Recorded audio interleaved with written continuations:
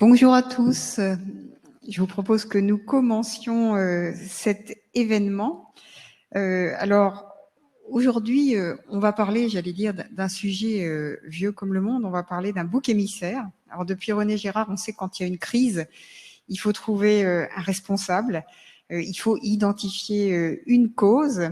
Alors, la bonne nouvelle, c'est que c'est plus comme dans les temps anciens. On ne sélectionne plus une personne ou un animal pour aller l'abandonner à son sort ou le sacrifier.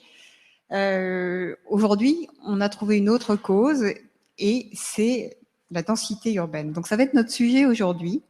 Pourquoi est-ce que on débat aujourd'hui autant de cette densité urbaine? Pourquoi est-ce qu'on tient absolument à en faire la responsable de cette évolution de la pandémie? Alors c'est un sujet qui c'est une question dont on sent qu'on ne peut pas y répondre aussi facilement, parce que si vraiment la densité urbaine était responsable de cette pandémie, pourquoi est-ce que des cités, États comme Singapour ont plutôt mieux géré la pandémie? Pourquoi est-ce qu'au contraire, des villes très peu denses, je pense à toutes ces petites villes du nord de l'Italie, de Lombardie, se sont-elles au contraire trouvées extrêmement touchées par la pandémie? On sent bien que là, il y a une explication dont le simplisme pourrait être séduisant, mais ne nous permet pas de répondre de manière satisfaisante à la question. Alors, pour expliquer pourquoi est-ce que la densité urbaine est stigmatisée et pour finalement comprendre ce qu'est la densité urbaine, nous avons aujourd'hui le plaisir d'accueillir deux experts de ce sujet. Hélène Nessy, vous êtes architecte des PLG, vous êtes urbaniste, vous êtes maître de conférences à l'Université de Paris-Nanterre, ainsi que chercheur au laboratoire Ville, Urbanisme et Environnement, la VU. Et vous avez, entre autres, beaucoup travaillé sur cette question de la densité urbaine. J'ai également le plaisir d'accueillir Martin Homauvert, qui est directeur du département Habitat Société de l'Institut Paris Région, également très au fait de ce sujet de la densité urbaine. Alors, je l'ai dit, et ce sera ma première question très simple, on a cette vision extrêmement négative de la densité urbaine. Ça vient de quoi? Et je commence par vous, Martin Homauvert. Pourquoi est-ce qu'on a jeté ce discrédit sur la densité urbaine? Merci beaucoup, Cécile. Peut-être, pourquoi est-ce qu'on a jeté ce discrédit sur la densité en France, aujourd'hui, dans notre société? Pour essayer de répondre assez rapidement, deux étapes. La première, en fait, commence dans l'immédiate après-guerre, avec la nécessité de reconstruction du pays, de répondre à des besoins en logement exacerbés, d'une part par des conditions initiales quand même très détériorées, un choc démographique, et donc cette phase de reconstruction, et un choix qui a été fait à ce moment-là, qui s'approprie les préceptes modernisme en matière d'urbanisme. Et la construction va alors se faire sous forme de barres, de tours, une approche très fonctionnaliste avec une segmentation des différents espaces. Et c'est à ce moment qu'il y a eu un premier traumatisme de la densité, qui est lié peut-être d'ailleurs pas tant aux grands ensembles qu'on associe vraiment aujourd'hui à cette image de la densité, mais qu'à la rénovation urbaine de l'époque. Alors, d'ailleurs, c'est très drôle, cette rénovation urbaine, aujourd'hui, quand on entend rénovation urbaine, on pense justement aux grands ensembles, mais dans l'immédiate après-guerre, les années 60, début 70, ce sont en fait les centres-villes anciens, très dégradés sur leur plan de leurs conditions de logement, qui vont faire l'objet de ces opérations très radicales, par destruction du tissu urbain ancien et transformation en nouveaux quartiers modernes, donc typiquement dalles, tours, passage de l'ensemble des flux motorisés au sous-sol, déconnexion avec le sol naturel. Et donc ce premier choc, il est probablement lié à ce changement d'échelle totale en fait dans la densité perçue entre la densité qui était celle de nos centres-villes anciens et cette verticalité qui apparaît au sein même des centres-villes avec la rénovation urbaine. La deuxième phase, elle intervient justement et elle se cristallise en fait au moment où on renonce à cette école de pensée dans la façon d'urbaniser et de produire de nouveaux morceaux de ville au tournant des années 70. À ce moment-là, la circulaire Guichard en 73 met fin à la construction des grands ensembles et au même moment, on a une politique publique qui passe d'une aide à la pierre, une aide à la construction, en faveur d'une aide à la personne et donc aussi une aide à l'accession à la propriété. Et cette accession à la propriété, elle va se réaliser majoritairement sous une forme urbaine tout autre, qui est celui de la maison individuelle. Avec donc deux conséquences. À ce moment-là, on vide les grands ensembles d'une partie de leur population en limitant la mixité de ces quartiers, ce qui va causer des années plus tard des maux sociaux dont là aussi on va trouver le coupable idéal, à savoir cette fameuse densité des grands ensembles. Et dans le même temps, on va opposer au grand ensemble la maison individuelle comme idéal pour tout à chacun, et en introduisant une nouvelle confusion entre une forme urbaine et un statut de propriété jugé tout simplement plus dominant, accordant plus de liberté autour de la maison individuelle. Alors, Martin Auvergne nous invite finalement à resituer le débat et la perception de la densité urbaine dans le temps et l'espace, en l'occurrence la France. Hélène Nessy, est-ce que cette perception est la même dans d'autres géographies, en Europe ou ailleurs? Bonjour, je vais revenir effectivement un tout petit peu sur ce qui a été dit pour ensuite vous parler justement d'autres images renvoyées par le même type d'habitat dans des pays différents. Donc j'insiste effectivement sur l'association inexacte que la majorité des personnes font entre densité et hauteur de bâti. Et cette erreur nous amène à aborder une notion importante qui est finalement la densité perçue, qui est issue des représentations et des usagers. Car cet amalgame est évidemment fait par les usagers, ce qui peut expliquer leur pratique aussi, ou leur rejet de cette densité perçue.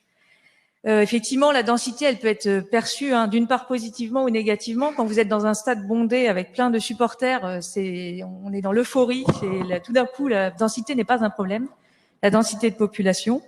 Ou bien quand on est dans un centre-ville très dynamique avec plein de commerces, d'activités, de services, c'est finalement cette densité qui correspond finalement, c'est là où on peut être un peu plus précis sur les définitions. Là, on est plutôt dans le modèle de la ville compacte, justement, qui offre aussi un certain nombre de fonctions. Donc là, on est dans une fonction positive.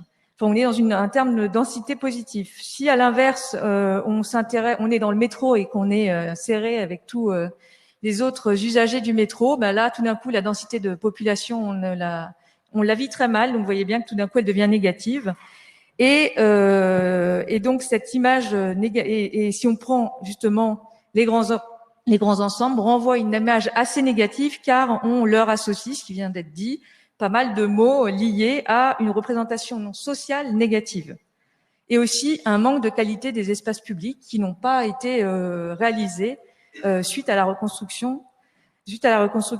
Donc, ce qui est intéressant, c'est de rappeler que dans d'autres pays, cette forme d'habitat, elle est perçue autrement. Donc, en Chine, dans les centres-villes, justement, on a rasé tous les tissus assez bas. Donc, si on prend Shanghai avec les Lilong ou les Hutong à Pékin, on va raser ce tissu urbain pour construire des grandes tours. Ces grandes tours sont habitées par une population extrêmement aisée. Et tout d'un coup, la tour, l'image de cette tour va être très valorisée puisque c'est l'image du modernisme. À Rome, en Italie, donc là je vais plutôt regarder du côté du périurbain, de la périphérie. En France, on a un modèle qui est le tissu pavillonnaire dont on parlait tout à l'heure pour planifier essentiellement nos zones périurbaines. En Italie, quand on va à Rome, donc spécifiquement à Rome, quand on va dans le périurbain, qu'est-ce qu'on trouve? On trouve pas vraiment de tissu pavillonnaire.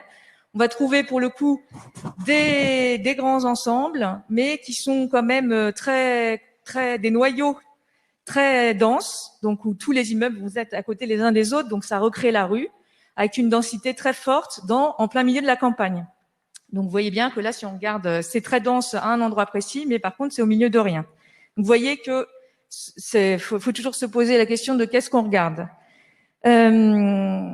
Finalement, tout dépend de l'époque et du pays dans lequel on se situe. Et pendant très longtemps, les villes denses, justement, les centres-villes étaient évoquer l'insalubrité était perçue très négativement. Donc pendant longtemps, les centres-villes étaient perçus négativement. Lorsqu'on a construit ces fameux grands ensembles, et ils ont permis à des familles entières de sortir de conditions d'hygiène catastrophiques en offrant l'accès à des pièces d'eau, à des salles de bain, avec la possibilité d'ouvrir des fenêtres, d'aérer les logements. Et à ce moment-là, à cette époque-là, la présentation de ce type de logement de grands ensembles était alors très positive. C'est après, lorsqu'il y a eu une mutation sociale, que une vision négative lui a été accolée.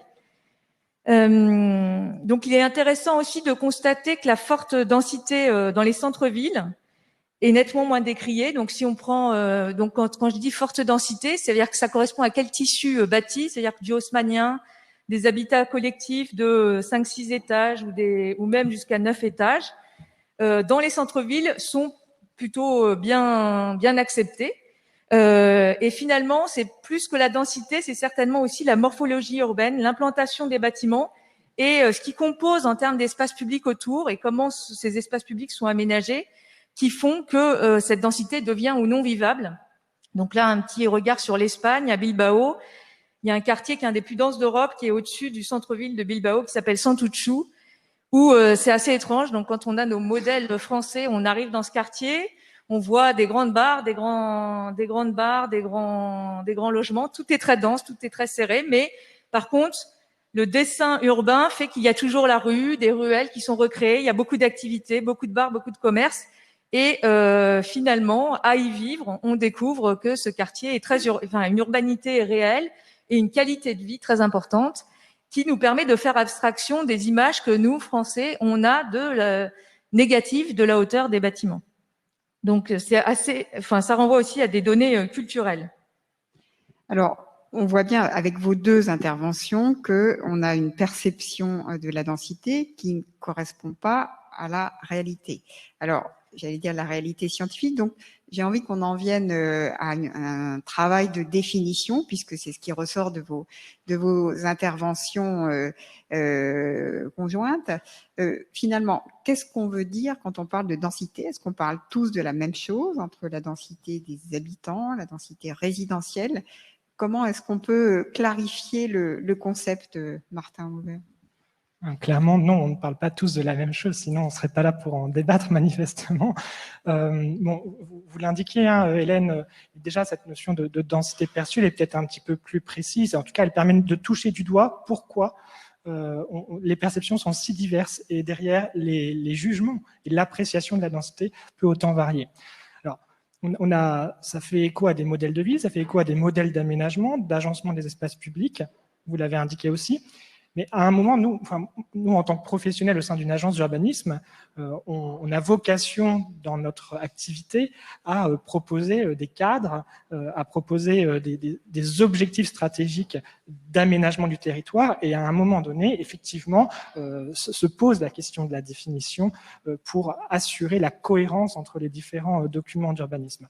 Et alors là, c'est là où peut-être même d'ailleurs par volonté excessive de définir, on s'éloigne peut-être un petit peu aussi de cette densité perçue et qualitative, mais le sujet se pose systématiquement et il est extrêmement difficile à traiter. J'en veux pour exemple ce qui s'est passé en fait au tournant des années 2010, où vous savez peut-être qu'en Île-de-France, on a un schéma régional d'aménagement qui vient justement encadrer le développement de l'agglomération parisienne en particulier, mais pas seulement en fait de l'ensemble de la région. Et dans ce schéma, on avait pour volonté de limiter la consommation d'espaces naturels et en particulier d'espaces agricoles. Et une des voies pour assurer la mise en place de cet objectif, c'est effectivement, lorsqu'on étend l'urbanisation, d'être le plus parcimonieux possible et d'optimiser notre consommation d'espaces ouverts. Donc ça nous a, pour cela, on a été amené à formuler des règles en matière de densité minimale des extensions, et elle a été formulée en termes de logements à l'hectare.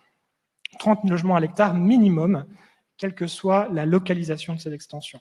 Et bien ça, en fait, 30 logements à l'hectare, en termes de forme urbaine, ça peut donner lieu à énormément de formes urbaines différentes, selon qu'il s'agisse de 30 logements familiaux pour des familles avec 3 enfants, de 30 logements en résidence étudiante, où on est plutôt sur des studios de 11-12 mètres carrés, ou encore, on les a évoqués, de ces fameux 30 pavillons individuels dont on peut faire le tour grâce au jardin et pourquoi pas avec piscine.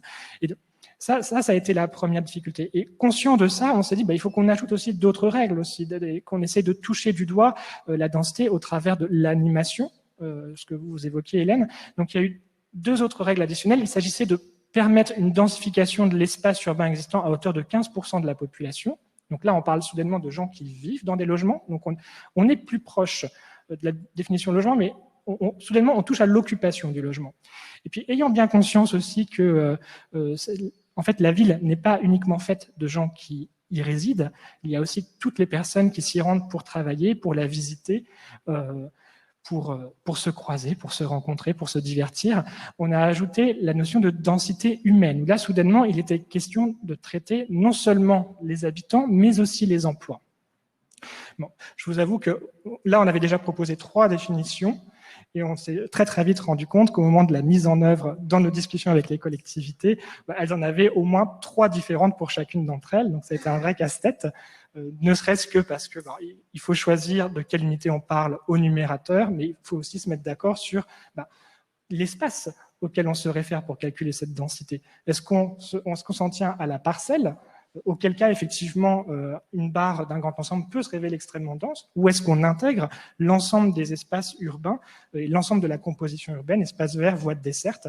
On voit qu'on va, dans ces 2 options, on peut avoir des densités très différentes, puisque un pavillon à l'échelle de sa parcelle peut rester dans certains cas relativement dense, mais lorsqu'on prend en considération tous les équipements, toute l'infrastructure nécessaire à cette organisation spatiale, il le sera beaucoup moins. Alors, ce que je comprends, en fait, c'est que travailler sur les perceptions fait pleinement partie de la définition de la densité. Hélène Nessy, pour vous, ce concept de densité perçue, il est cardinal finalement. Il est nécessaire parce que pour revenir, vous avez parlé de l'acceptabilité, pour que la densité soit acceptée en fait par les habitants, faut que leur perception elle soit positive. Donc, qu'est-ce que ça implique effectivement? Martin Aumauvert vient de le préciser, il y a des définitions, on peut aussi prendre, donc effectivement déjà entre professionnels, on voit bien que parfois on dit densité, puis il y en a un qui pense à la densité de population, un autre qui pense à la densité bâtie ou encore l'autre à la densité de logement, comme ça vient de l'être exposé. Et comme il a été précisé, la superficie de référence fait varier énormément les résultats de la densité. Ce point, il est crucial parce que qu'est-ce que ça implique? Ça implique que, si je prends un exemple concret, dans les PLU, il y a on décline un peu les objectifs des échelons supérieurs. On arrive au PLU, donc à l'échelle locale de la commune. On leur demande d'augmenter effectivement la population, de densifier leur commune. Si je suis une petite commune, même pas dans le périurbain, là, juste en banlieue, donc je vais mettre en place des dispositifs assez classiques de division parcellaire et continuer à densifier. Or, on voit bien là le souci qui commence à émerger. On densifie, mais en fait, les équipements n'ont pas le temps de suivre. Donc, ça veut dire que les habitants arrivent, il y a une surpopulation par rapport à leur capacité en termes d'équipements publics. Donc, ça peut être aussi bien scolaire que d'équipements de loisirs, que même une congestion très importante au niveau du trafic routier. Et à ce moment-là, quand il faut 3 ans pour arriver à inscrire sa fille au cours de danse, ou bien on est obligé de mettre son enfant dans une école qui est périphérique à la ville parce qu'on n'a pas de place dans celle de son quartier, eh bien effectivement la vision devient négative en fait de cette densité, parce que on a un cadre de vie dans lequel qui n'est pas de qualité, où les offres ne sont pas là. Donc ça c'est important. Donc effectivement le point important, je pense, c'est dans un second temps, c'est que l'usager, lui, la densité renvoie avant tout à quelque chose de subjectif qu'il perçoit. Et effectivement, jusqu'ici, le modèle pavillonnaire par les usagers est plutôt perçu positivement. Comme il a été évoqué déjà, ça a permis l'ascension sociale, donc de devenir propriétaire. Donc ça participe énormément à la vision positive, c'est sûr. Mais aussi un paysage urbain assez aéré, assez vert, et l'opportunité d'avoir un espace extérieur privé. Et ça, c'est assez important. Ça revient vraiment quand on fait des enquêtes sur le terrain, c'est essentiel. Et je pense que le confinement a bien confirmé ce résultat. Le jardin, c'est un espace, c'est une pièce supplémentaire en fait ça a été là pendant le confinement une pièce supplémentaire pour les ménages. En plus, effectivement, il a fait assez beau. Cet espace, de toute façon, a une forte valeur symbolique pour ses résidents.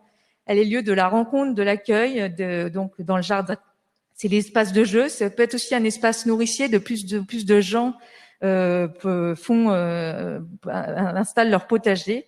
Donc un espace dans lequel les habitants investissent énormément de temps et d'énergie. À en voir quand on se promène dans ces zones-là, la qualité des jardins, tout bien entretenu. Donc ça, c'est très important. Si on revient justement sur le confinement, c'est pas tant la densité, je pense, qui devrait être pointée, puisque c'était un peu l'ouverture du débat comme cause de propagation du virus. Mais il faut plus regarder des choses bien plus précises, en fait, à savoir le taux de suroccupation des logements, la taille réduite des logements qui fait qu'on est plus serré, en comparaison justement aux maisons individuelles où on a des logements de grande superficie, l'absence d'espace extérieur, quand on sait qu'on n'avait qu'une heure pour pouvoir rester dehors. Le regroupement familial, évidemment, sur plusieurs générations au sein d'un foyer. Donc, dans les grands ensembles, bien souvent, les grands-parents qui y résident en plus dedans. Donc, ce sont un échantillon de personnes fragiles. Donc, évidemment, pour la propagation du Covid, ça a eu un impact fort. Et aussi, voilà, dites-vous que quand on est dans sa barre et qu'il y a, je sais pas, 60-70 logements, tout le monde descend à le même pas de porte pour rentrer dans l'immeuble. Quand on est dans une zone pavillonnaire, chacun sort son domicile et les sorties sont assez dispersées. Donc évidemment, on voit bien que ces critères-là sont beaucoup plus précis que d'accuser la densité en tant que telle. Et d'ailleurs, ne sont pas forcément liés à la densité. C'est d'ailleurs en grande partie ce qui explique, par exemple, les résultats de la pandémie dans un département comme la Seine-Saint-Denis, qui correspond assez bien à ce que vous venez d'écrire, par opposition à Paris, alors que sur le papier, en termes de densité d'habitants, Paris est 3 fois plus dense, je crois, que ce département.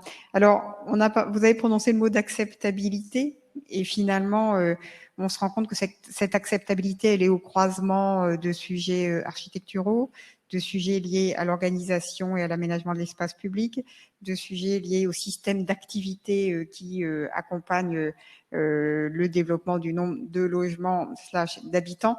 Comment est-ce qu'on peut concrètement travailler pour développer cette acceptabilité-là, Martin ? De ce point de vue, le confinement qu'on a traversé est quasiment une expérience in situ de la résilience ou des facteurs qui ont pu faciliter l'acceptabilité de la densité. Moi, il me semble que parmi ces facteurs, il y a évidemment la qualité du logement qui nous est proposé. Et or, dans les villes denses, et en particulier dans les centres-villes, on a véritablement une problématique de coût d'accès au logement qui nous amène à restreindre bien souvent sa taille. Donc, on pourrait en revenir à quelques critères justement un peu qualitatifs quant à ce qui constitue la qualité de vie dans une ville dense. Donc, premièrement, au sein de son logement, la possibilité d'avoir une intimité. Ça implique que chaque personne au sein de ce logement puisse s'isoler pour se retrouver, pour travailler, pour se reposer, pour se mettre à distance des nuisances qu'on peut aussi avoir et des conflits qu'on peut aussi avoir au sein de son logement. Donc ça, voilà, premier cercle, le point de départ, c'est quand même cette capacité à s'isoler, cet espace d'intimité. Ensuite, le logement, c'est aussi un espace pour déployer sa vie privée. Donc ça implique de pouvoir justement être en coprésence avec sa famille, avec ses amis. Pourquoi pas, rêvons en tant que Parisiens, organiser une soirée et se mettre à danser sans avoir à déplacer son canapé, la table, empiler les chaises. Ça fait partie d'une qualité d'usage du logement. Puis si on élargit un petit peu le cercle, avant d'arriver tout de suite dans la rue très animée, très bruyante, on se rend compte que parmi les facteurs et les espaces qui ont été très utilisés au sein de la ville dense, ce sont les espaces intermédiaires, les cours, les coursives, les balcons, les espaces qui sont tout en permettant une certaine privatisation, constituent une ouverture sur l'extérieur. Et enfin, et ça fait partie de l'équilibre du mode de vie urbain, qui a été profondément perturbé pendant cette période, c'est que lorsqu'on accède à l'espace public, la possibilité d'y trouver une animation, d'autres lieux de rencontre. Quand on vit à Paris ou dans n'importe quelle ville dense, on ne vit pas reclus chez soi dans son appartement de 30 mètres carrés. Heureusement. Et donc, c'est l'équilibre du mode de vie des personnes résidant dans des villes denses. Il repose sur aussi l'espace dont ils disposent au travail. On parle beaucoup de télétravail en ce moment, mais on oublie dans cette équation quand même que ça fait reposer sur la sphère individuelle la responsabilité et la capacité à financer un espace de travail correct et de qualité, là où normalement on dispose via notre employeur d'un espace tiers, et puis c'est les espaces d'études, les espaces de loisirs, les espaces de cinéma, etc. Et à l'inverse, en creux de ce modèle de vie, de cet équilibre dont on comprend bien qu'il se déploie bien au-delà simplement de l'immeuble et de la densité d'habitat, on a la réalité pavillonnaire qui s'est montrée, c'est vrai, beaucoup plus résiliente en cette période, parce que c'est un habitat qui propose une bien plus grande plasticité. Une plasticité d'occupation, la possibilité, on a évoqué les cohabitations forcées entre générations dans le parc social notamment, mais au moment du confinement, les propriétaires de pavillons ont aussi proposé à la famille, à des amis parfois de se regrouper pour retrouver une forme de mini-société, de sociabilité à domicile. C'est beaucoup plus compliqué à faire lorsqu'on a des logements moins étendus. Et puis justement, cet espace extérieur qui, en temps normal, est déjà extrêmement investi. J'imagine qu'on parlera de l'effet barbecue un peu plus tard, mais qui s'est retrouvé l'être encore plus, et heureusement, au moment du confinement. Et d'ailleurs, on a lancé une enquête à l'Institut auprès des Franciliens à la toute fin du confinement pour comprendre un petit peu comment nos concitoyens avaient traversé cette période. Et il s'avère que parmi ceux qui nous ont répondu qu'ils l'avaient très mal vécu, alors la bonne nouvelle, c'est qu'ils sont peu nombreux, hein, on avait 16% des gens dire avoir très mal vécu la période. Après, qu'est-ce que ça signifie au moment où, justement, son voisin peut être en garde à l'hôpital non-stop, des amis malades, enfin, il faut relativiser. Mais ce qui est très clair, et parmi les résultats, je trouve, les plus intéressants, c'est que chez les personnes qui disposaient d'un espace extérieur privatif, ce taux de mal vécu descendait à 12%, alors qu'on était à 20% chez toutes les autres personnes qui avaient vécu dans un appartement sans accès à l'extérieur. Alors, en fait, là, vous nous suggérez de dézoomer la question de se loger pour passer à la question de l'habiter. Et à cet égard, Hélène Nessy, moi, je trouve que ce qu'on vient de se dire, ça nous invite à nous projeter demain. Et demain, il y aura d'autres crises. Il y aura d'autres crises sanitaires. Et puis, il y a déjà une autre crise de long cours qui est avec nous, c'est la crise climatique. Et à cet égard, la question se pose dès aujourd'hui, mais sans doute va-t-on accélérer à la fois notre réflexion et notre action de comment on rend cet habitat plus compatible avec ce type de crise. Alors, à votre avis, quels sont à la fois les signaux faibles, les pistes prometteuses pour avancer en ce sens dans un mode d'habiter qui soit compatible avec le fait de vivre ces crises? Alors, comment rendre nos modes d'habitat compatibles donc avec l'impératif de lutte contre le changement climatique? Je vois là une question plus large parce que on questionne finalement les pratiques. Et les pratiques, c'est pas que dans l'habitat, justement, c'est ce qu'on disait tout à l'heure. On reste, quand on habite dans un habitat petit, on cherche plutôt à en sortir. Donc, je pense que pour les enjeux climatiques, il faut s'intéresser justement pas que à l'habitat, mais à son intégration dans la ville. Il faut s'intéresser à la mobilité, mais on va y revenir tout à l'heure, je pense, à la question de l'approvisionnement des villes et des circuits courts. Et donc ça questionne la préservation des zones agricoles, la limitation de l'extension urbaine. Donc là, on voit bien l'enjeu. On parle de densité, mais derrière l'enjeu de densité, il y a aussi on change d'échelle, c'est un peu aussi les formes urbaines, l'extension des villes. Donc ça, c'est un gros enjeu.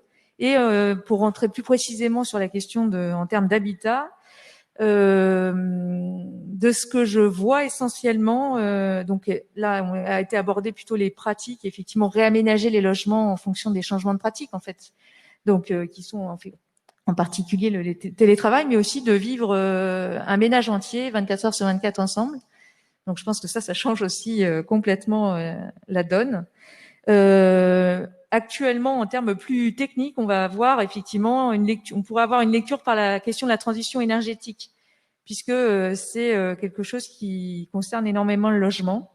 Le secteur du logement est un secteur sur lequel on pourrait faire un effort très important Donc déjà, il faut distinguer le logement neuf et le logement de la rénovation, enfin le parc de rénovation, le parc neuf et le parc de rénovation. Donc en quoi ça nous questionne l'habitat, la densité, enfin le lien entre habitat, densité et effectivement transition énergétique, c'est que la transition énergétique a un coût. Ce coût est finalement dans la construction du logement neuf porté essentiellement par les promoteurs ou bien les futurs acquéreurs, puisqu'il va falloir mettre en place un certain nombre de technologies. Ces technologies, donc ça va être des grosses infrastructures, donc ça peut être de la récupération d'énergie ou un chauffage collectif. Donc voilà, il y a plein de systèmes technologiques. Je ne vais pas rentrer dans ces détails-là, mais en fait, pour qu'on puisse les installer, pour que ça soit rentable, il faut une certaine densité. Voilà, il faut une certaine densité, mais paradoxalement, il faut aussi un territoire assez dégagé et des zones vierges. Donc là, on est dans un paradoxe. C'est que d'aménager un réseau de chaleur en plein Paris, c'est compliqué parce que tout est déjà bâti et que financièrement, ça va coûter assez cher. Et en même temps, si on construit ça dans le périurbain, il faut des logements il faut un quartier qui a une densité assez importante pour pouvoir consommer assez pour que l'infrastructure soit rentable. Et là où c'est en plus compliqué, c'est qu'on voit qu'il y a des normes qui s'installent très rapidement, qui descendent de l'échelon européen. Donc ensuite, ça se traduit par les normes thermiques ou les normes environnementales qui font que, par exemple, si je vous donne un exemple, la RT 2012, il y a eu un gros effort sur l'isolation. Donc une fois que les logements sont bien isolés, ils consomment moins. Donc c'est plus rentable d'installer ce type d'infrastructure dont je viens de vous parler avant, puisqu'il faut une grosse consommation. On voit bien qu'on est dans un paradoxe, dans plusieurs paradoxes qui rend compliqué les choses. Qu'est-ce qui rend compliqué les choses aussi, c'est que toutes ces infrastructures ont un coût et que lorsqu'on construit, donc si je vous prends par exemple le quartier des Batignolles, de la ZAC des Batignolles dans Paris, il y a eu beaucoup d'investissements avec des ambitions de production d'énergie renouvelable assez importantes. Les promoteurs peuvent faire répercuter ce prix assez facilement sur l'acquisition du logement, puisque le logement dans Paris, dans ce quartier-là, est assez élevé. D'accord? Donc ça va faire que, en pourcentage, la part du coût de l'infrastructure va être assez faible. Si je suis en première couronne et en deuxième couronne, n'en parlons pas, ces coûts qui seront les mêmes, prix fixe, sur des prix du foncier et du marché qui sont beaucoup plus faibles, eh bien dans ce cas-là, le promoteur va pas on prendra peut-être une partie à sa charge, mais n'arrivera pas à le faire répercuter sur le prix du marché.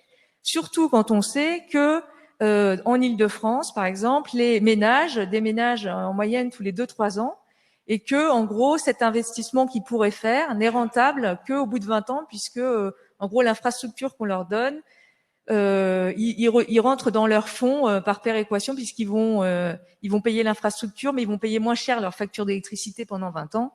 Et donc, au bout de 20 ans, ils s'y retrouveront. Mais dans les faits, il ne reste pas 20 ans, donc ils ne sont pas prêts à s'engager. Donc, on voit bien que à ce moment-là, c'est 5 à 10% de plus que le coût de la production. Donc, c'est quand même assez énorme. Et à ce moment-là, on voit bien que les promoteurs ne peuvent pas porter à leur charge entière cette transition. Donc c'est assez, on voit bien qu'on est un peu pour l'instant dans une impasse. Néanmoins, on peut voir, alors si je vais sur la question de la rénovation, là il y a vraiment un gros marché.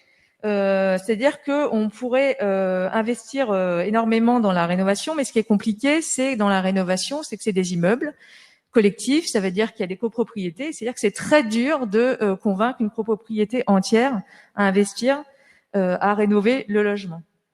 Mais en termes de rentabilité, de gain en effort énergétique, c'est de 10 à 20 fois plus d'efforts énergétiques que dans un logement neuf. Donc on voit bien qu'on pourrait aussi imaginer une politique où on demanderait aux promoteurs qui construisent du neuf, au lieu d'investir dans du neuf, le coût qu'ils investiraient dans la transition énergétique, dans la technologie, dans du neuf, qu'ils l'investissent dans un projet de rénovation qui ait plus d'étanchéité entre le parc de rénovation et le parc neuf. Donc tout ça, c'est loin d'être mis en place, mais ça pourrait être une belle issue, je pense, pour améliorer, en tout cas, l'effort global en termes de transition énergétique.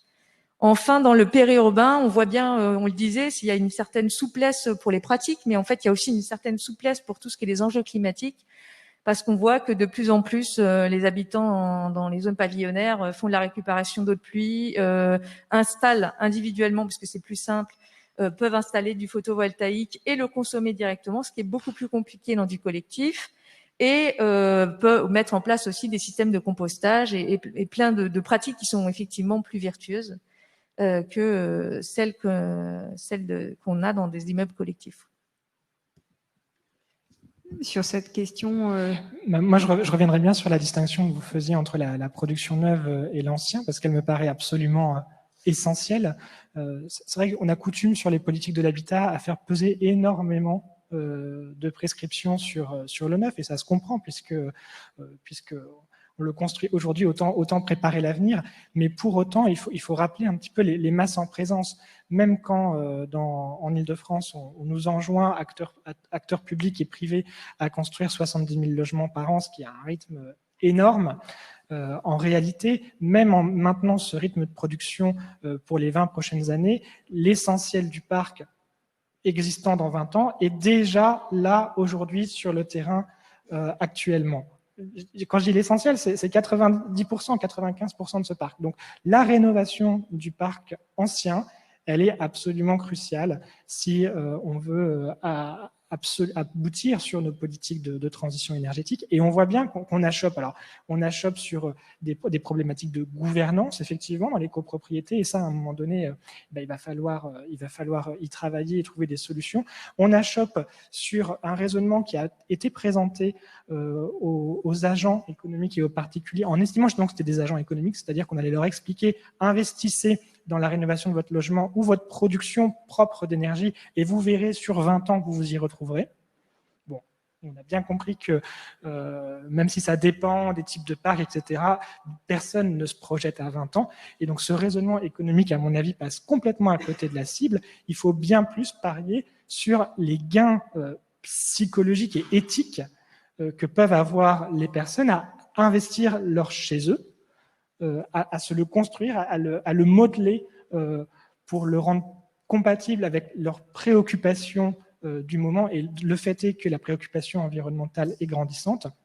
Et ça ce serait certainement bien plus payant. Puis enfin, on va pas négliger la question économique. Il y a une question économique, et là, il y a des modèles de financement à inventer pour que justement on assure cette péréquation sur la durée à l'échelle du logement. Et j'ajouterai un dernier élément, c'est que on a aussi une responsabilité collective sur le secteur de l'habitat. C'est le deuxième émetteur de gaz et de carbone à l'échelle française. Donc ça veut dire qu'il faut aussi qu'on décarbone l'énergie qu'on injecte dans notre logement. Et là, il y a aussi des marges de manœuvre, y compris sur du parc ancien collectif dont on sait qu'on aura du mal à le rénover et à le rendre étanche en termes d'émissions. Et par ailleurs, d'ailleurs, sa construction n'est pas forcément adaptée à ce type de rénovation. Ça pose plein de problèmes structurels derrière. Mais ne serait-ce que changer les énergies consommées en les décarbonant, là, ça permet de jouer sur l'intrant et non plus sur le sortant. Et là, il y a un vrai marché. La bonne nouvelle, c'est que pour l'électricité, c'est largement fait, mais qu'il faudrait qu'en France, on s'intéresse beaucoup plus au sujet de la chaleur. Alors, en fait, le sujet autour duquel on tourne à travers cette question de l'énergie que vous avez introduite, c'est la question des modèles économiques de la densité. Et on a intuitivement, et surtout en vous écoutant encore plus, le sentiment que la densité, ça coûte cher. Est-ce que un des vrais sujets et une des vraies raisons sur laquelle finalement qui explique le fait que la densité n'est pas aimée, c'est qu'on a le sentiment qu'en plus, ça coûte cher. Voilà, la question, c'est ça coûte cher, mais à qui ? Donc, ce qui est certain, c'est que ça peut coûter extrêmement cher à l'occupant. Je pense qu'aujourd'hui, c'est quand même notre principal sujet de préoccupation en tant qu'acteur public des politiques de l'habitat.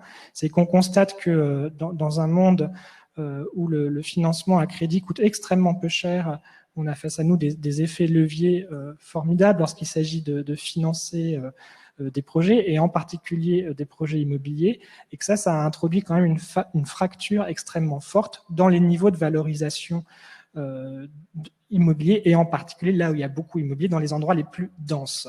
Et le fait est que tout un tas d'usages sont aujourd'hui absolument pas armés pour se payer la densité. Donc ça, je pense que c'est notre premier sujet. Alors, c'est un objectif de petit public qui est bien identifié, notamment sur le plan du peuplement. On a tous en tête les objectifs de mixité. On a un certain nombre d'outils qui ont été inventés pour permettre de réintroduire cet enjeu dans la rente en fait immobilière et foncière, avec des objectifs de mixité qui sont territorialisés et qui, de ce fait, rentrent dans le compte à rebours du promoteur, permettent de rogner sur la rente d'urbanisation pour financer ces nouveaux usages. Mais j'ai envie de dire, il faut s'inspirer de ça, il faut aller encore plus loin. Alors d'une part, aller plus loin, parce que même si ces outils existent, ils ne répondent pas totalement à l'ampleur des besoins.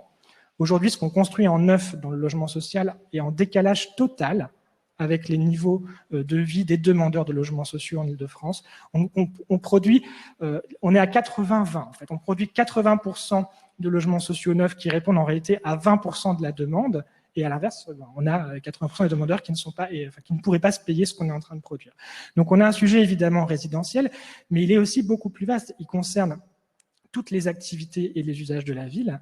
Si on veut une ville mixte, une ville d'aménité, il faut aussi, on l'a bien vu d'ailleurs, là aussi pendant la crise sanitaire, et on le voit au quotidien, c'est que ce qui fait du lien social, ce qui amène des services aux habitants, c'est pas forcément des activités qui peuvent se payer des loyers à prix d'or en rez-de-chaussée d'immeuble. Donc il faut qu'on invente, là aussi, une nouvelle économie immobilière qui permettent de bien vivre cette densité. Parce que si la densité, c'est effectivement une densité perçue importante, très minérale, comme on peut l'avoir dans certains arrondissements du cœur de Paris, mais que les seuls à pouvoir se la payer, alors, sauf en ce moment, mais c'est les touristes dans des logements Airbnb, on n'est pas prêt de réconcilier les Français avec la densité. Hélène, sur cette question des modèles économiques et du coût de la densité. Alors, je trouve ça intéressant parce que à entendre votre question, j'aurais pas eu la même entrée que Martin Aumauvert vient de vous développer. Effectivement, c'est coûteux pour l'usager, la densité, mais aussi une question qui est souvent mise en débat sur le coût de la densité dans les débats plutôt du service public. Ça va être le coût des infrastructures urbaines, donc des réseaux essentiels, l'eau, l'électricité, la récolte des déchets, parce que pour le coup, le modèle périurbain est assez étalé et assez dispersé, a un impact financier très fort sur, il y a des distances de tuyaux beaucoup plus longs, et surtout l'entretien après.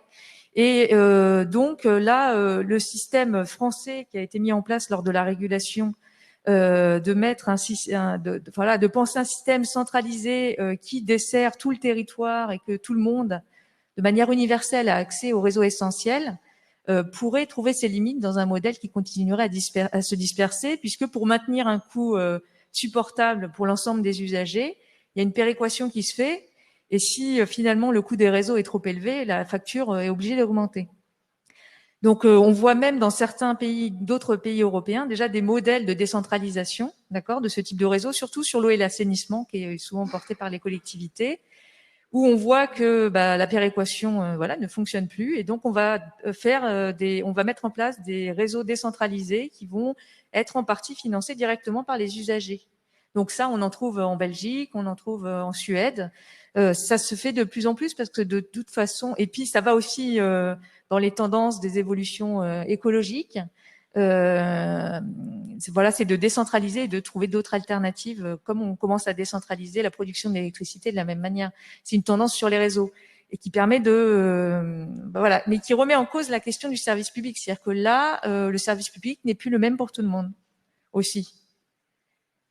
Alors, vous avez tout à l'heure abordé, vous avez cité le sujet de la mobilité. J'aimerais qu'on y revienne parce que, par exemple, vous avez parlé du Paris haussmannien. On vit dans une ville très très dense et on vit dans une ville où le premier mode de déplacement, c'est la marche. Donc, on est tenté de se dire densité égale une mobilité déjà beaucoup plus active, une mobilité plus durable. Comment est-ce qu'on peut définir ce lien entre densité et mobilité? Je me tourne vers vous, Hélène. Alors, densité-mobilité, effectivement, certaines recherches démontrent une corrélation forte entre la densité urbaine et la mobilité. D'ailleurs, plus que la densité, je dirais la ville compacte.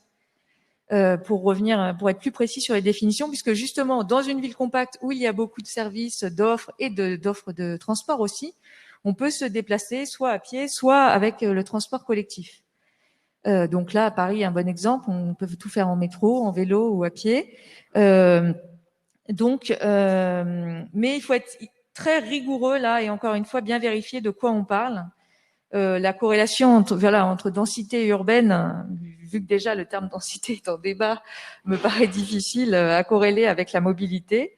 Parce que est-ce qu'on parle à chaque fois pour tout le monde là, quand on lit des documents sur les déplacements, parle-t-on du nombre de déplacements, des distances parcourues, des mobilités domicile-travail quotidiennes ou de loisirs, quel mode de transport est utilisé? C'est vraiment autant de paramètres à vérifier lorsqu'on parle du lien, justement, souvent, entre densité et mobilité. Il y a une première corrélation qu'avait fait Act dans les années qui date de 89, qui est la courbe de Newman et Kenworthy, qui a été très utilisée lors de la construction de la loi SRU 2000, parce que c'était comme un argument, justement, à essayer de maintenir la densification pour montrer que ça avait certaines vertus. Alors cette courbe, qu'est-ce qu'elle montre? Elle montre une corrélation forte entre la consommation de carburant liée à l'automobile et la densité de population sur des très grandes villes dans différents continents. Donc là, la courbe, elle est assez bluffante, hein, vraiment, c'est une courbe exponentielle. Donc quand on voit ça, ça semble très clair. Donc, qu'est-ce qu'on y voit sur cette courbe? Plus la densité urbaine est forte, plus la consommation de carburant destinée à l'automobile est faible. D'accord? Mais comme toute recherche, cette recherche présente un certain nombre de limites, puisque pour être précis, on est obligé de choisir des indicateurs très précis. Et en fait, cette recherche, elle se base sur des déplacements quotidiens, donc elle ne prend pas en considération les déplacements de longue distance en dehors de l'intramétropolitain. Et surtout, elle s'intéresse aux déplacements que du lundi au vendredi. Donc, vous voyez que très rapidement, on peut se faire avoir par des courbes. Enfin, c'est-à-dire que la courbe n'est pas fausse, hein. Tout ce qui est dit dans l'article est juste, mais simplement de quoi on parle.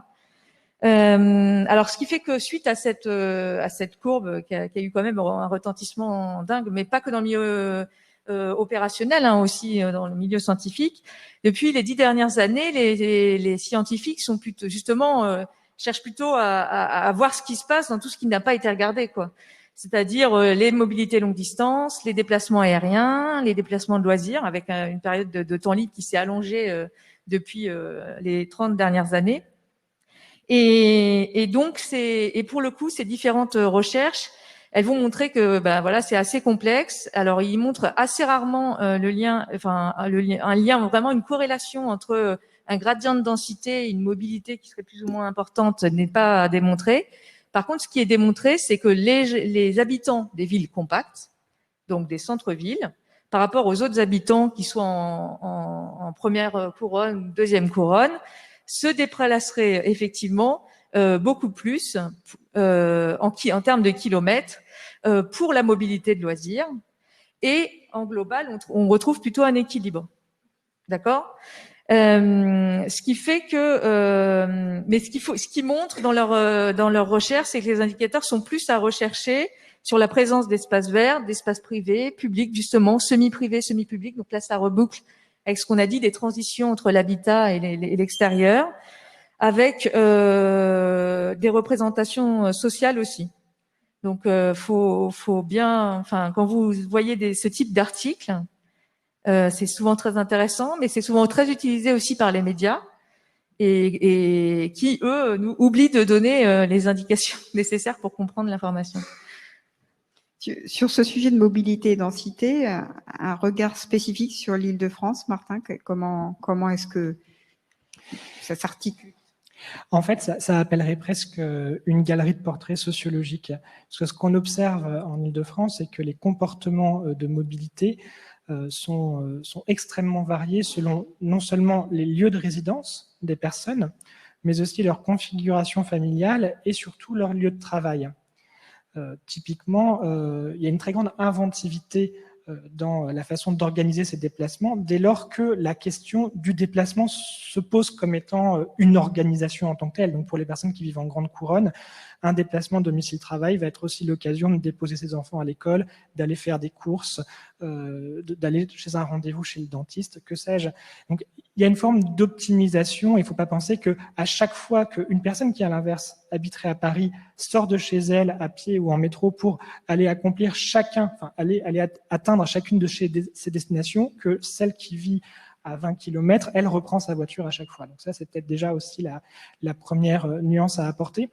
Puis indiquer aussi que on est effectivement dans une région qui se caractérise par sa très grande mobilité et ses flux de personnes, et qu'à chaque fois, ça répond à des stratégies d'organisation spatiale et temporelle de chacun.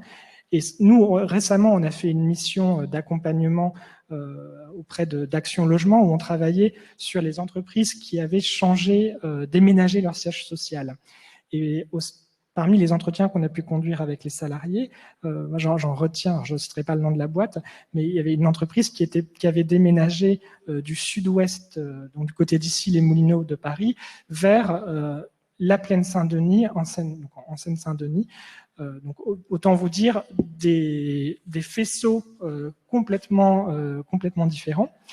Et là, ils s'apprêtent de nouveau à déménager, mais cette fois encore plus loin, en grande couronne. Et ce dont ils témoignaient, c'est d'une part la très grande complexité de réorganiser toute leur vie à partir du moment où vous voulez changer de ligne de transport.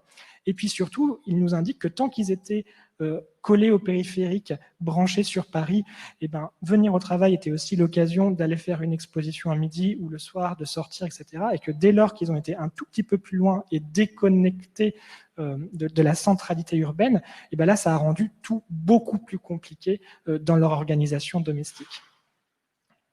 Donc les gens ne font pas que se déplacer autour de leur domicile, ils se déplacent aussi beaucoup autour de leur lieu d'emploi, lieu de travail, lieu d'études.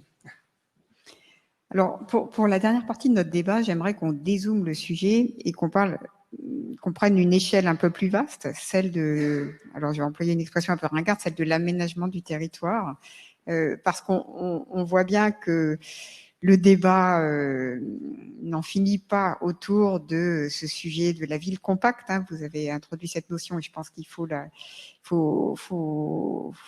reprendre.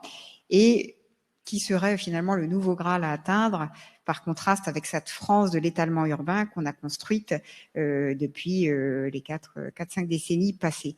Alors, quel regard jetez-vous sur ce débat? Est-ce que c'est un débat simplifié par les médias? Comment est-ce qu'on peut aujourd'hui, mais aussi dans cette période et ce contexte qui est le nôtre, où on nous parle aussi d'un nouveau modèle de ville fantastique que seraient les villes moyennes, les Zoom City dont parle Nicolas Colin. Comment est-ce qu'il faut penser ce sujet aujourd'hui dans la période que nous vivons? Alors, effectivement, il me semble évidemment un peu rapide d'opposer ces deux modèles, donc l'étalement urbain et la ville compacte, car ces deux modèles, finalement, réunis, ne sont autres que les formes de la métropolisation. Et ces deux modèles n'existent pas l'un sans l'autre. Face à la croissance rapide et démesurée de certaines villes, finalement, les politiques, c'est ce qui a été évoqué au tout début, là, les politiques, en fait, n'ont fait qu'accompagner ce mouvement.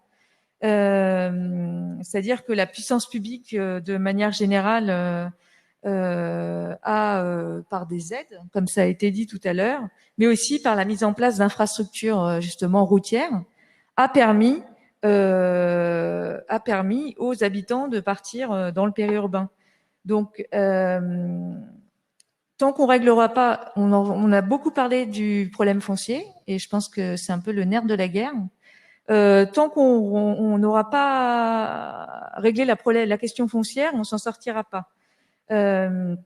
C'est-à-dire que qu'est-ce qui s'est passé? La puissance publique, de façon générale, a fourni les infrastructures, les habitants sont venus avec leurs voitures, les usagers sont venus avec leurs voitures, les grandes entreprises, Peugeot, Renault, ont apporté, elles, les voitures et le diesel. Il y a eu une augmentation de la vitesse, le territoire a pu s'étendre et en mettant en place ce système, l'État a permis en fait de permettre à tout le monde de se loger. Derrière, c'est une question de politique de logement, d'accès au logement, de droit à la ville.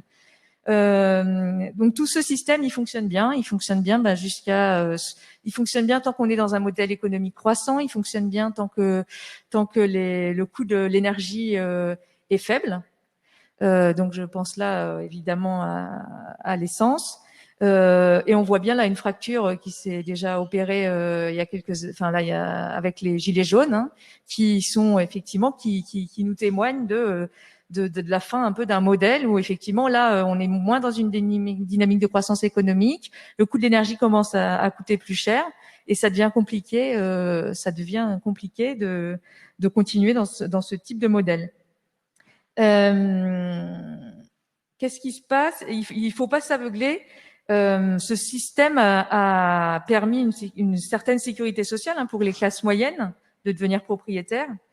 J'insiste car au-delà de toutes les bonnes intentions qui représentent la ville compacte dans le développement durable, la question redoutable à régler est celle de l'accès au logement et donc au foncier pour des populations citadines.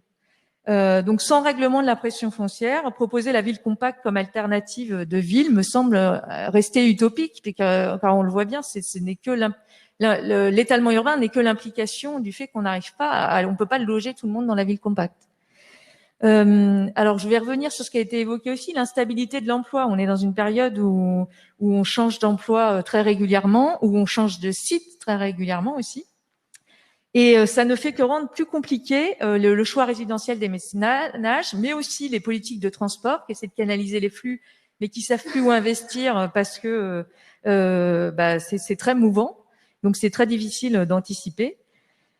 Suite au confinement, on relève d'ailleurs aussi des nouvelles dynamiques des gens qui habitent. Enfin, il y a toujours eu ce déplacement des ménages qui commençaient à avoir des enfants en périphérie et en banlieue, mais donc là, il y a une nette augmentation avec justement une augmentation du foncier.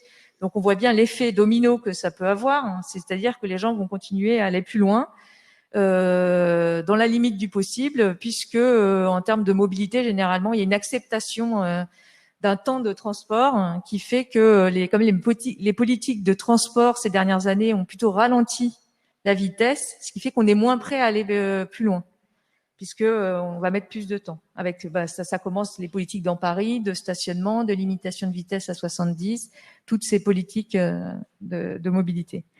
Alors si on change d'échelle, l'enjeu il se joue aussi à l'échelle nationale. Sur le rééquilibrage des bassins d'emploi. On voit bien le problème. Là, on a beaucoup parlé de Paris, essentiellement que de Paris, parce que je pense que le problème là de l'acceptabilité de la densité se joue énormément à Paris, certainement à Lyon peut-être aussi ou à Marseille.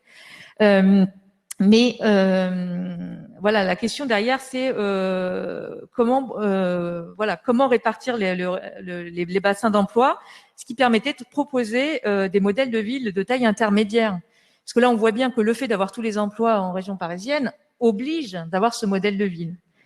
Mais évidemment, on est pris par la compétition internationale. La tendance est à la croissance extrême de seulement quelques villes pour augmenter leur rayonnement. Donc voilà, c'est le système néolibéral. On voit bien qu'on est pris dedans et que c'est difficile de s'en sortir. Et si on reboucle avec ce que nous avons évoqué au début de cette rencontre, je pense que rien ne sert d'accuser la ville compacte ou la ville dispersée. Nous avons pu voir que ces deux modèles ont certains avantages et certains évidemment certaines limites. Mais dans les deux cas, pour revenir à cette question de perception, l'acceptabilité en fait de son cadre de vie est essentielle, je pense. Et que donc, je pense que le levier, il est aussi là, il est vraiment dans la qualité de l'aménagement de l'espace public. On le disait tout à l'heure, l'espace public reste un endroit essentiel dans toutes les zones, qu'on soit dans la ville compacte ou même dans la ville périurbaine, parce que parfois des espaces sont délaissés aussi, ne sont pas aménagés. On voit bien là que l'enjeu, il se joue là pour que chacun se sente bien dans l'endroit où il a décidé d'habiter. Alors, espace délaissé, non aménagé, mais finalement aménagé comment? Et derrière, on voit bien aussi que dans ce débat sur densité versus étalement urbain, le nouveau paramètre dans l'équation, c'est l'artificialisation des sols. Alors, on avait regardé quelques chiffres et ce qui m'avait frappé, si l'ensemble du sol français était une unique et gigantesque zone périurbaine, le taux d'artificialisation du territoire n'augmenterait que de 2 points, de 9 à 11% environ. Est-ce que c'est le bon débat, ce débat sur l'artificialisation des sols? Est-ce que ça va être notre juge de paix ou pas en matière de... il y a un vrai débat à avoir sur l'artificialisation des sols. Il y a aussi un vrai débat à avoir sur ce chiffre que vous venez de nous présenter, puisque 2 points, oui, effectivement, ça paraît somme toute négligeable, mais 2 observations, 2 points lorsqu'on parle de 9, c'est quasiment 25%, c'est plus de 25% d'augmentation. Ça voudrait dire des espaces urbains qui augmentent de plus d'un quart. Déjà, soudainement, là, ça paraît moins anodin. Puis la deuxième chose, c'est que, encore une fois, on l'a évoqué avec la périurbanisation, c'est tout un mode de vie qui accompagne ça, c'est tout un tas d'infrastructures qui sont rendues nécessaires par ce mode de vie qu'on ne compte pas dans les espaces résidentiels. C'est des espaces de voirie, c'est des espaces commerciaux et de loisirs en périphérie, c'est aussi des entreprises qui se déplacent.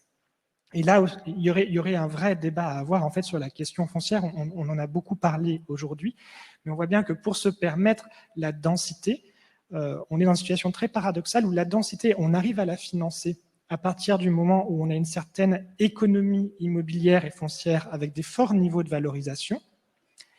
Et à l'inverse, cette économie est excluante pour tout un tas d'activités. Donc réussir la densité, par exemple, en Île-de-France, et encore pas dans tous les territoires d'Île-de-France, mais quoi qu'il en soit, c'est beaucoup plus facile que d'y parvenir dans des zones rurales et des villes petites et moyennes. Et à cet égard, on a lancé, parce qu'on sent qu'il y a un enjeu de formation et de réflexion sur le sujet, donc on a lancé en début d'année à l'Institut Paris Région tout un cycle d'analyse sur l'objectif zéro artificialisation nette, et j'y viens. Et ce que l'on constatait à l'échelle française, c'est que les territoires où on a le plus fort étalement urbain, enfin la plus forte progression des espaces urbanisés, ne sont pas forcément les territoires les plus dynamiques en matière démographique. Et là aussi, ça pose la question des contreparties de la densité, c'est qu'on est dans un grand pays aussi de résidences secondaires, et donc il y a toute une partie de cette urbanisation qui en fait n'est pas véritablement justifiée au regard de ce qui se passe sur le terrain, directement, localement. Et puis, encore une fois, cette difficulté à reconquérir ces centres-villes, ce bâti ancien, quand en fait, économiquement, ça ne tourne pas. Et pour autant, la question de l'artificialisation, on n'a plus le choix, en fait. On est obligé de se la poser et on est obligé de trouver des solutions pour toute une variété de territoires qui composent notre merveilleux pays. Parce que le sol, contrairement à ce qu'on a peut-être un peu oublié ça au fil des années, mais la terre n'est pas une denrée reproductible. C'est-à-dire qu'à partir du moment où vous avez urbanisé un sol meuble, vous ne le retransformerez pas en sol vivant. C'est un processus géologique, historique et chimique qui s'étale sur des siècles. Et on comprend aujourd'hui à quel point ces sols vivants rendent des services en fait écosystémiques qui sont absolument stratégiques pour faire face aux transitions qu'on a face à nous et aux défis du changement climatique. Ça permet, d'une part, d'être plus résilient, puisqu'on peut raccourcir nos chaînes d'approvisionnement sur le plan alimentaire grâce à ces sols. Ça permet la filtration et le traitement de l'eau, le stockage de l'eau, la lutte contre les inondations, qui sont des sujets, on l'a vu encore très récemment, qui se posent dans des acceptions différentes, mais quel que soit le territoire, toujours extrêmement prégnante, puisqu'en Île-de-France, on n'a pas des crues qui déboulent en quelques heures sur le territoire, mais le jour où une crue centennale se reproduira, ce sera un bilan humain, social et économique encore plus lourd, j'en suis quasi certain, même si on n'est pas sorti de cette épidémie, mais encore plus lourd que cette épidémie pour notre territoire. Et puis ces sols, ils permettent aussi toute la biodiversité, la lutte contre l'îlot de chaleur urbain, donc c'est une chance pour nos villes. Et c'est enfin, dernière chose, ils stockent le carbone. Et ça, le stockage du carbone, ça va être quand même peut-être aussi une opportunité pour le développement de toute une nouvelle filière économique. mais ça va peut-être aussi redonner de la valeur à ce foncier, puisque le stockage du carbone, c'est quand même notre avenir si on veut continuer à pouvoir se déplacer et produire un minimum. À condition de cette fameuse neutralité carbone aujourd'hui inscrite dans nos engagements internationaux. Écoutez, merci beaucoup. J'ouvre maintenant le débat. On a eu des exposés d'une extrême richesse, donc je suis sûre que les questions seront extrêmement nombreuses dans cette salle et également en ligne. N'hésitez pas à poser vos questions également. Qui ouvre le feu? Julien. Merci pour cet échange. Une question pour rebondir sur la première partie et la dernière partie de vos échanges, à la fois sur les représentations et l'acceptabilité. On voit bien que la France pavillonnaire que Cécile mentionnait, ça fait partie des représentations, même de la réussite sociale dans beaucoup de territoires. On voit aussi que des projets de densification, il y en a pas très loin, la zone Bercy-Charenton a posé des sujets d'acceptabilité politique. Comment on fait justement pour à la fois changer ces représentations et rendre acceptables socialement ces projets, et peut-être glisser sur une partie peut-être d'une réponse sur laquelle je voudrais vous entendre. Est-ce que au-delà des instruments de politique publique, de réglementation, de planification, les mécanismes de participation vous paraissent des sujets sur lesquels on peut s'appuyer pour changer ces représentations et travailler sur l'acceptabilité de ces densifications, compacité des villes? Merci. Alors le discours de la méthode sur cette densification, qui veut s'attaquer à ce sujet, Hélène? Très clairement, oui, la participation, c'est l'outil pas mal utilisé ces dernières années, qui a pour objectif d'impliquer les habitants, qui s'approprient les évolutions qui vont arriver. Avec aussi, il faut ça s'améliore de plus en plus, mais avec évidemment certaines limites, que souvent dans ces systèmes participatifs, les représentants, les usagers, les habitants qui participent à ce type de processus sont souvent des gens très investis dans des associations et qui ne portent pas forcément la voix de tous les usagers, de tous les habitants. Non, avec aussi des difficultés de compréhension de langage. On voit bien là, quand nous entendre parler, qu'on a quand même un jargon assez impressionnant, et que donc pour quelqu'un d'extérieur, c'est pas si évident de s'approprier les questions urbaines.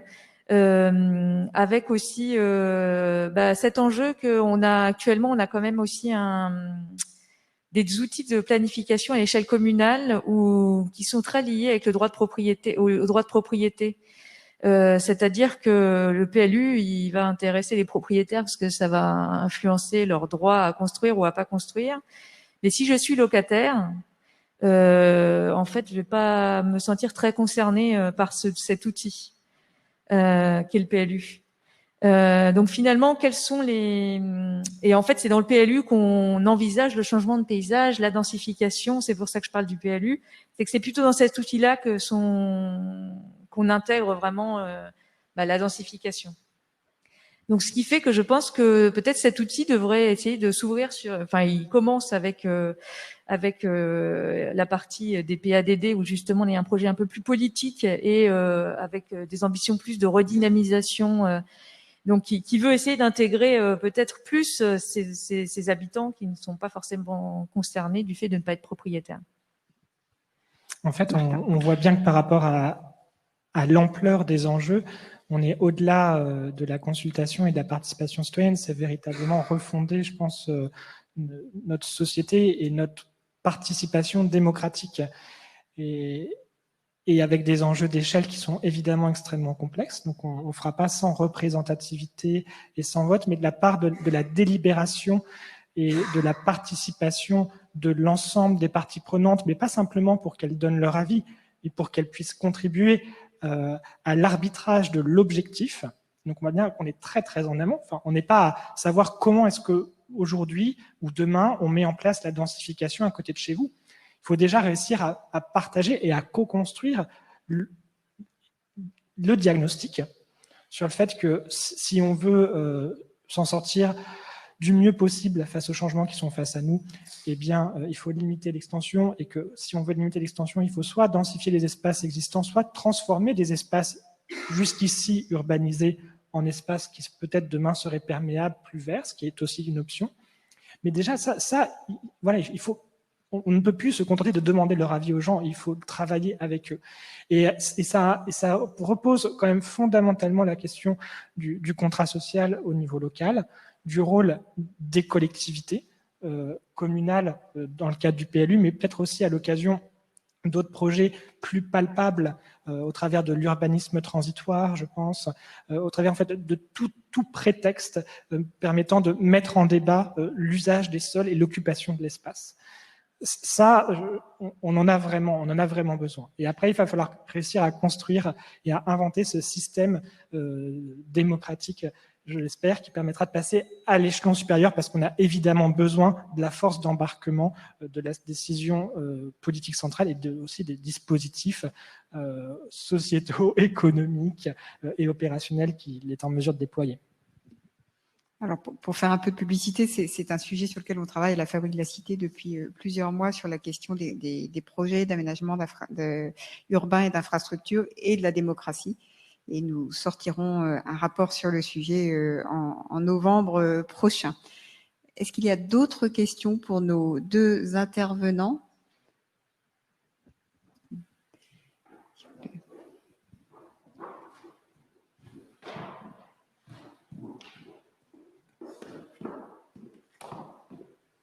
J'ai réussi à descendre les marches sans me mettre par terre. Bravo. Oui, sur un sujet qui est très à la mode actuellement, qui est celui de la ville du quart d'heure. Alors, est-ce qu'on en parle beaucoup, notamment à Paris? Est-ce que c'est, selon vous, une solution pragmatique et un concept vraiment opérant pour travailler autour des questions de densité et d'acceptabilité, ou est-ce que c'est simplement une lubie d'urbanistes et de politique en mal de slogans? Une question sur la ville du quart d'heure. Slogan ou concept opérationnel, Marc ? Vraiment, Hélène, j'aurais besoin de ta lumière aussi sur le sujet, ça sera extrêmement précieux.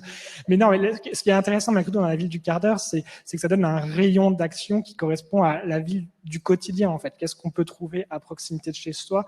Et en ça, c'est intéressant. Après, ça doit pas être dogmatique, c'est pas forcément un quart d'heure à pied, à mon sens, en fonction des espaces. Évidemment que l'aire à laquelle on peut accéder et la variété de services que l'on peut y trouver varient, mais ça pose quand même la question, je pense, autour de laquelle on n'a pas, ou plutôt à laquelle on n'a pas arrêté de revenir, à savoir de la qualité de l'environnement urbain, et que vous soyez dans un lotissement pavillonnaire ou dans la ville dense, effectivement pour adopter des modes de vie qui soient plus économes en énergie, à un moment donné, vous avez besoin de trouver à proximité de chez vous un lieu où vous puissiez vous retrouver, un lieu où vous puissiez vous alimenter, sortir, des lieux de sociabilité, et en ce sens, plutôt comme échelle de réflexion, je trouve que c'est un concept qui peut être assez opérant. Hélène, je vois vos yeux sourire. Ouais. Un concept qui marche assez bien dans les villes compactes, mais qui peut être assez rigolo à appliquer dans les villes périurbaines, parce que je pense que ça sera très différent. Non, en fait, c'est intéressant, mais en fait, c'est surtout que c'est pas nouveau, ça reste un peu un slogan, parce que si on réfléchit même au mode de planifier les quartiers de gare, finalement, le quartier de gare, ça revient à peu près, je sais plus, c'était un quart d'heure à pied aussi. Donc effectivement, je pense qu'en termes d'urbanisme, quand on projette un quartier, quand on projette une gare, quand on réfléchit, on a cet ordre de temps en tête pour planifier les choses. Après, c'est peut-être bien de le rappeler, mais pour moi, ça reste un peu un slogan. Mais ça me rappelle un débat qu'on avait eu ici à la suite d'un papier qui avait été écrit pour la Fabrique de la Cité par Laurent Vigneault, qui s'appelait Quand Amsterdam pédale, Paris marche, dont l'objet était de montrer qu'en fait Paris était déjà la ville des 10 minutes. Alors bon, j'espère qu'on ne va pas régresser, et que finalement, quand on marchait 10 minutes dans Paris, on avait accès à un nombre de fonctions et de services urbains exceptionnels, ce qui est, quand on dit la marchabilité de Paris, finalement, c'est ça. Et là où il comparait, Amsterdam, ça va être 10 minutes en vélo. Et c'est vrai que dans la plupart des villes, c'est 10 minutes en voiture. Quand c'est 10 minutes, voilà, c'était le débat et le texte sont en ligne sur notre site. Donc ça, c'est la valeur ajoutée de la ville compacte, justement. C'est exactement de ça dont on parle, effectivement. D'autres questions pour nos intervenants?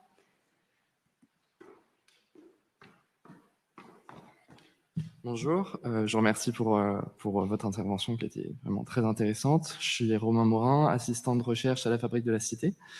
Et donc, on a parlé du coût de la densité.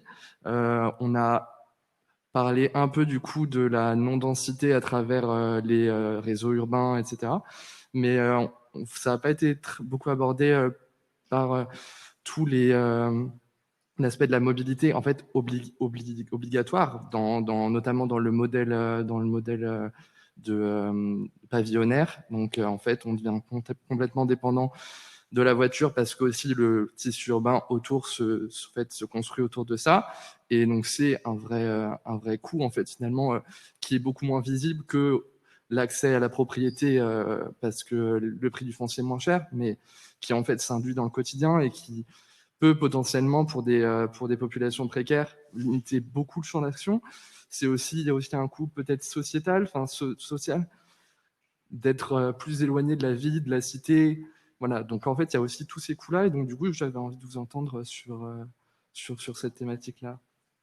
Et pour prolonger effectivement cette question sur le coût de la non-densité et finalement les arbitrages entre le coût du logement et le coût de la mobilité, il y a cette question quand même derrière de la transformabilité de cet habitat pavillonnaire, notamment dans la perspective qui est la nôtre de transition écologique.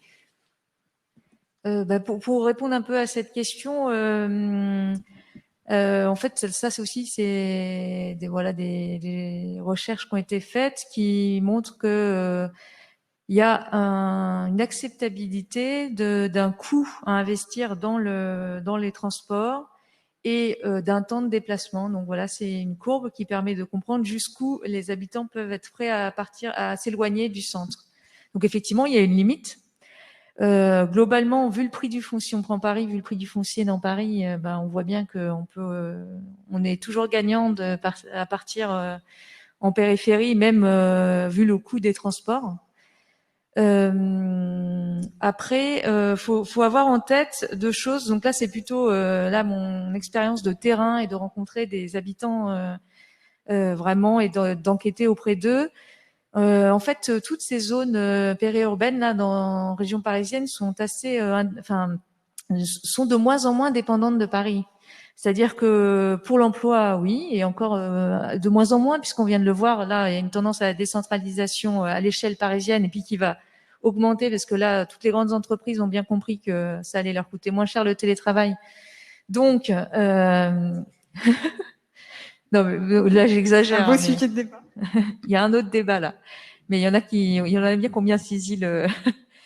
Mais ce qui fait que pour les déplacements domicile-travail, oui, ils sont dépendants, ils sont très dépendants D'ailleurs, ils utilisent quand même assez souvent les transports collectifs quand ils le peuvent pour aller travailler, d'accord, quand c'est en région parisienne, quand c'est dans Paris. Quand c'est dans Paris, oui. Oui, et quand c'est en région parisienne. Mais on se rend compte que donc oui, c'est vrai que là, je pense que l'analyse est peut-être très focalisée sur Paris, parce que je pense que ce serait pas le cas. Vous avez raison, si on prend des villes comme Bordeaux ou Nantes où il y a du tissu pavillonnaire très éloigné avec beaucoup moins d'équipements.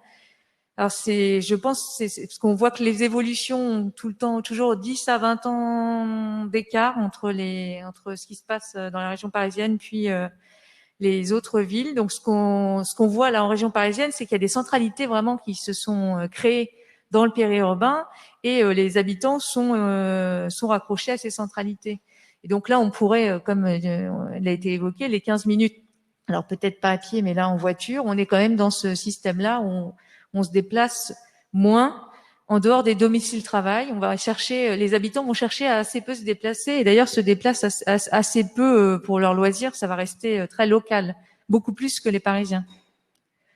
Mais dans d'autres villes, effectivement, je pense que ça soulève une vraie question et comme vous le pointez, faut faire attention aux inégalités, puisque parfois se retrouvent dans ces zones périurbaines des classes très modestes et qui peuvent avoir pour le coup un danger de rupture, de décrochage, puisqu'elles ont du mal à se déplacer, elles sont isolées, et donc ça, il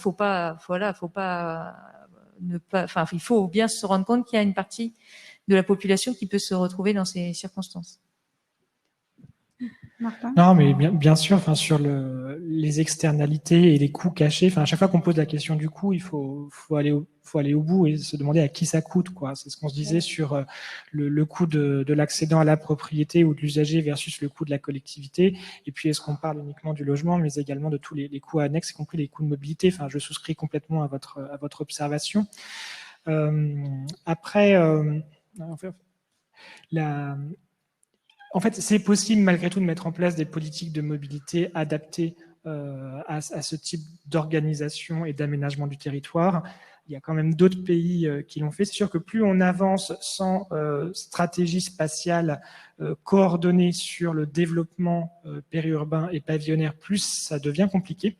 Mais on peut se raccrocher quand même à des radiales ferroviaires. On peut organiser des rabattements qui soient efficaces et qui soient surtout compétitif face à la voiture individuelle en étant à la demande, en étant planifié en avance. Donc, il faut avancer vers toutes ces transitions. Et puis, il ne faut pas non plus dénigrer à ces secteurs une capacité d'évolution. C'est-à-dire qu'il va y avoir aussi des opportunités qui vont s'ouvrir grâce à leur mutabilité. Contrairement à des travaux de rénovation extrêmement compliqués à enclencher dans une copropriété, il y a des choses qui sont possibles dans le pavillonnaire et il faut s'en saisir. Et il va probablement y avoir aussi une densification de ces espaces-là qui soudainement vont ouvrir de nouvelles opportunités en matière de services collectifs aux populations. Mais c'est certain que ça doit être, c'est un tout, c'est systémique. Il va falloir réfléchir à ces sujets dans leur ensemble. Et puis peut-être dernière chose, parce que votre remarque, elle laissait peut-être penser qu'on n'intégrait pas suffisamment ces coûts de mobilité aux arbitrages résidentiels. Moi, ce sur quoi, alors là, par contre, là, je tiens à être très ferme, c'est qu'en réalité, alors on a évidemment cet idéal d'accession à la propriété dans le pavillonnaire qui est bien français, mais qui mérite quand même d'être mis à l'épreuve de la réalité des options qui s'offrent aux familles et aux ménages. Parce qu'on parle d'arbitrage, comme si effectivement ils pouvaient réellement arbitrer entre différentes localisations. Mais quand n'importe quel appartement familial en cœur d'agglomération à Paris tourne autour d'1 million d'euros, c'est peut-être pas aussi important, mais c'est aussi très élevé dans les grandes métropoles françaises, et qu'ensuite dans la couronne suivante, vous avez la possibilité d'acheter, mais bien souvent, les difficultés d'accès au système scolaire, d'ascension sociale, vous vous en détournez, et ben vous vous orientez vers le pavillonnaire. Il faut quand même avoir ça aussi, ces choix qui pèsent et qui, à un moment donné, dans la balance, font que l'addition du plein d'essence à la fin de la semaine passe à l'as et au risque que les personnes se retrouvent effectivement dans des situations très difficiles au quotidien. Un mot de conclusion. Pardon. Pour conclure. Ouais. Non, mais en fait, c'est intéressant parce que déjà, faut voir, voilà, il y a le choix résidentiel. Donc ça, c'est quand quelqu'un a choisi où est-ce qu'il allait habiter. Puis il y a tous les gens qui habitent en logement social où le choix est quand même déjà plus restreint. Et du logement social, il y en a aussi dans le périurbain. Donc c'est pour ça que c'est important de tenir. Enfin voilà, c'est la complexité. Je pense, elle est surtout pour les habitants en logement social dans le périurbain. Qui n'ont pas forcément exactement choisi. Et donc, c'est plus difficile d'accepter. Donc, on revient à la question de l'acceptabilité, son lieu de vie. Eh bien, c'est sur ce mot important que nous allons conclure. Et je voudrais remercier nos deux intervenants pour leur échange et leur témoignage extrêmement riche. Je pense que c'est un débat dont vous avez su montrer à la fois toute la complexité, tout en évoquant aussi les pistes de solutions, les manières de travailler avec cette complexité et non pas de la voir comme un grand mur qui se dresse devant nous. Merci à tous de nous avoir suivis ici chez Léonard ainsi que virtuellement. Et on continue ce soir avec un événement qui aura lieu à 18h30 sur un sujet pas mal d'actualité, je dirais, la question du rôle de l'expert et du politique. Merci beaucoup.